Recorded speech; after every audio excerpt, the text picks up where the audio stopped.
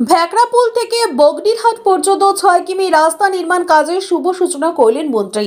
শনিবার সকাল 11:15 নাগাদ এই রাস্তা নির্মাণ কাজের শুভ সূচনা করেন মন্ত্রী উদয়ন গুহ। মন্ত্রী ছাড়াও উপস্থিত ছিলেন তৃণমূলের দিনহাটা 2 নং ব্লক সভাপতি দীপক ভট্টাচার্য, সাহেবগঞ্জ গ্রাম পঞ্চায়েত প্রধান অভিজিৎ বর্মন, বামনহাট 2 নম্বর অঞ্চল তৃণমূল কংগ্রেস সভাপতি চাঞ্চল কুমার রায় ছাড়াও অন্যান্য বিশিষ্ট ব্যক্তিবর্গ।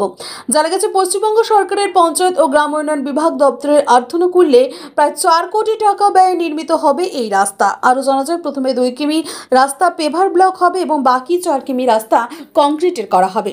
উল্লেখ্য, সীমান্ত এলাকার বাসিন্দাদের সুবিধার্থে ভ্যাকড়াপুল থেকে কালমাটি হয়ে বগনিরহাট পর্যন্ত 6 কিমি দৈর্ঘ্যের এই রাস্তা নির্মাণ কাজের শুভ সূচনা হলো আজ। আকাশ ছোঁয়া ইটের দাম বাড়ি তৈরিতে দিচ্ছে বাধা? তবে ইট কেন, সিমেন্ট ব্লকে তৈরি করুন, খরচ হবে আধা। শাহিনা এন্টারপ্রাইজ, এখানে আধুনিক মেশিনে তৈরি করা হয় সকল প্রকার ব্লক, যা দেখতে খুবই সুন্দর ও অত্যন্ত মজবুত।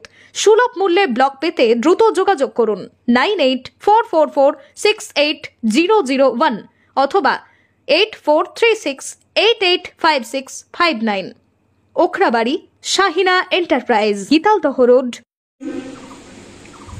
যারা দেখবার দেখবেন, এবং অবশ্যই আমি সবার কাছে আবেদন করব যে রাস্তার ধার থেকে হয়তো কোনো জায়গায় মাটির দরকার হয়, কোথাও হয়তো রাস্তা দুপাশ থেকে বেড়া চেপে চেপে সংকীর্ণ হয়ে গেছে, সেখানে রাস্তাকে চওড়া করবার জন্য আগের জায়গায় পৌঁছে বেড়াকে সরিয়ে নিতে হবে।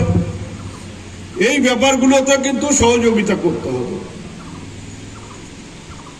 আমরা দেখেছি এটা সাধারণ মানুষের মানসিকতা, শুধুমাত্র গ্রামে বলে না, শহরেও মানুষের রাস্তা চাই, ড্রেন চাই, পানীয় জলের পাইপ চাই। কিন্তু যখনই কাজ করতে যাব বা যেখানে কাজ করা শুরু হবে, সাথে সাথে বাড়ির থেকে লোক বেরিয়ে এসে বলবে, আমার এটা কিন্তু ড্রেন কাটা যাবে না, আমার এতে পাইপ বসানো যাবে না, এইটা আমার জায়গা, এইটা আমি ছাড়বো না। অর্থাৎ যদি 6 ইঞ্চি জায়গাও ছাড়তে হয়, তখন নানা রকম সমস্যা তৈরি হয়। এগুলোকে যদি আপনারা দূর করে সহযোগিতার হাত বাড়িয়ে দেন, আমি বলছি আপনাদের, যেভাবে রাস্তার কাজ বা উন্নয়নমূলক কাজ শুরু হয়েছে বা আমরা অনেক জায়গায় ইতিমধ্যে শেষ করেছি, বাকি যে কাজগুলো আছে, বাকি যেখানে প্রয়োজন আছে, সেই কাজগুলো বাকি থাকবে না।